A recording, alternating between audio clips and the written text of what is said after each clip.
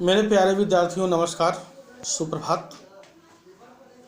आइए आज हम लोग पढ़ते हैं स्पर्श कोर्स बुक ब यानी बी, जिसमें काव्य खंड का पहला पाठ साखी, जो कि संत कवि कबीरदास द्वारा रचित है, उसे पढ़ते हैं।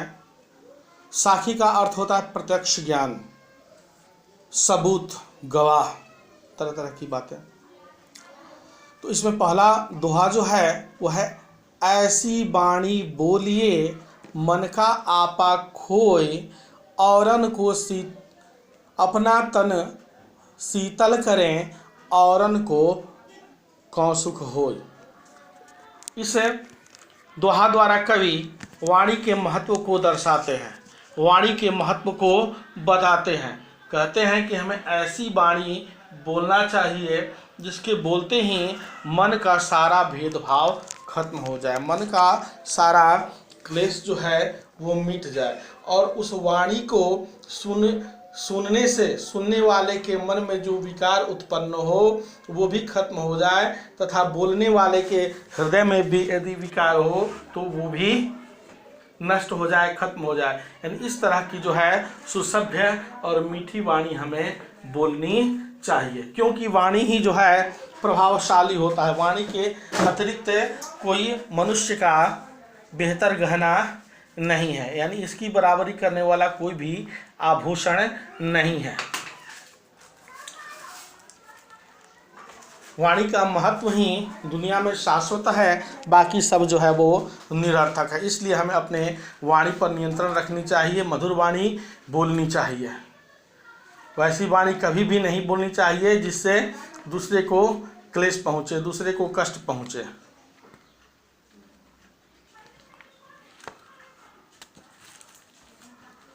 संत कवि के अनुसार वाणी ही अत्यंत मूल्यवान है। वाणी के जैसा प्रभावशाली कोई भी वस्तु नहीं है।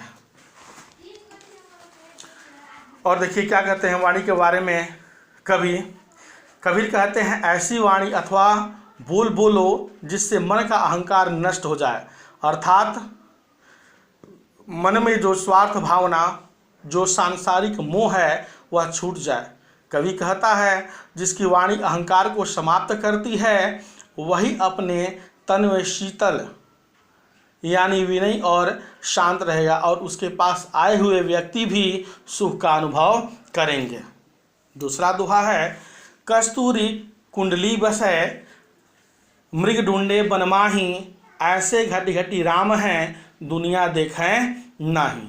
तो इस दोहा में कबीरदास जो है मानव के अंधभक्ति के ऊपर व्यंग्य करते हैं, मनुष्य के अज्ञानता के ऊपर करारा प्रहार करते हैं, और कहते हैं कि कस्तूरी कुंडली बस है।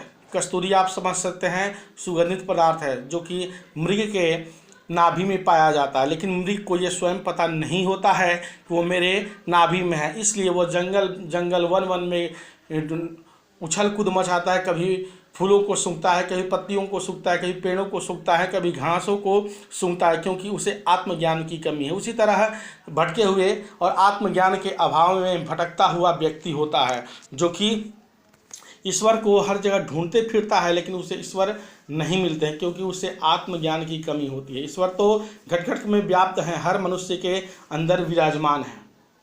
कबीरदास कहते हैं कि कस्तूरी मृग को प्रतीक बनाकर इस दोहे के माध्यम से बता रहे हैं कि मृग वन में इधर उधर कस्तूरी को खोजते हुए इसलिए भटकता है क्योंकि उसे पता ही नहीं है कि यह गंध उसकी नाभि में ही रहती है। भक्ति की व्याख्या के लिए इस प्रतीक का प्रयोग करते हुए कबीर बता रहे हैं कि इस प्रकार राम तो घट घट में बसते हैं, ईश्वर तो घट घट में बसते हैं, कण कण में बसते हैं, प्रत्येक वस्तु में बसते हैं, प्रत्येक प्राणी में बसते हैं। वह स्वयं हर मनुष्यों में रहते हैं, परंतु माया में डूबा हुआ मनुष्य कस्तूरी मृग की भांति उन्हें बाहर खोजता भटकता रहा है, पर राम उसे नहीं दिखते हैं। यानी आत्मज्ञान के अभाव में मनुष्य जो है इधर उधर भटकता है, अपने अंदर जो है ईश्वर को नहीं ढूंढ पाता है। अगला है, सुखिया सब अगला तीसरा जो नंबर पर है वो है, जब मैं था तब हरि नहीं, अब हरि हैं मैं नाही, सब अंधियारा मिट गया, जब दीपक देखिया माही। जब मैं था, मैं मतलब अहंकार घमंड, हरि मतलब ईश्वर, ईश्वर का नाम।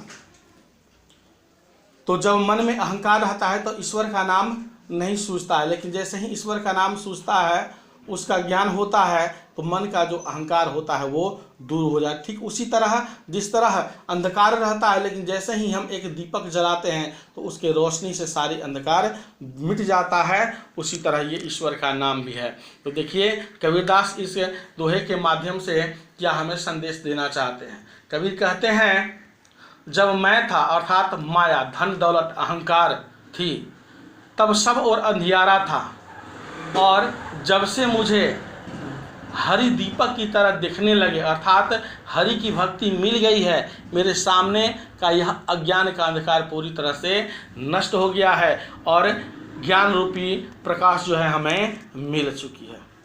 चौथा दोहा है, सुखिया सब संसार है, सुखिया सब संसार है, खाए अरु सोए, दुखिया दास कबीर है, जागे अरु रोए। कबीरदास देखिए मनुष्य की अज्ञानता पर यहाँ भी व्यंग्य करते हुए कहते हैं कि सुखिया सब संसार है, यानी संसार अपने आप को सुखिया समझ रही है, क्योंकि वो खाता है, संसार के लोग खाते हैं, पीते हैं, मौज मस्ती करते हैं और आराम से सो जाते हैं। किंतु कबीरदास दुखिया हैं, क्यों? क्योंकि ये सोए हुए नहीं है, इनकी आत्मा जागृत है और मनुष्यों के उस ऐश आराम के पीछे छुपे हुए दुखों को ये देख रहे हैं, परेशानियों को देख रहे हैं, इसलिए ये उन्हें देख देख करके वो रो रहे हैं, यानी उनकी अज्ञानता पर इन्हें रुलाई आ रही है और ये दोहा के माध्यम से, अपने ज्ञान के माध्यम से लोगों को उनकी कमी का एहसास करा रहे हैं। कवि कहते हैं, कबीर उन्हीं लोगों पर व्यंग्य कर रहे हैं जो केवल खाते हैं और सोते हैं। सारा संसार सुखी है क्योंकि लोग विलासता का जीवन जी रहे हैं। विलासता यानी सुख संपत्ति का सेवन करना, धन संपत्ति का सेवन करना, केवल भोग मौज मस्ती वाली ज़िंदगी जीना। लेकिन कबीर तो राम का दास है, ईश्वर का भक्त है, इसलिए इस संसार में माया मोह में फंसकर या फंसे लोगों को देखकर दुखी हैं और जागता रहता है, और जब वह जागता है तो इस दुनिया में फंसे लोगों के विडंबना देखकर रोता है और दुखी होता है, यानी उन लोगों के कष्टों को देख करके इन्हें बहुत दुख होता है। तो यहाँ पर विद्यार्थियों हम लोगों ने 4 दोहा पढ़ा, 4 दोहा पिछले वीडियो में, आप इसे ध्यान से सुनिए, समझिए और प्रश्नों का जो है उत्तर लिखिए। इसी में जो है आपका व्याख्या, भावार्थ, अर्थ सब कुछ छुपा हुआ है। आप इसको अच्छे से पढ़िए, ध्यान से पढ़िए और इस दोहा सहित इसके अर्थ को भी याद करने की कोशिश करिए, जो आपके लिए अत्यंत बेहतर और रुचिकर होगा।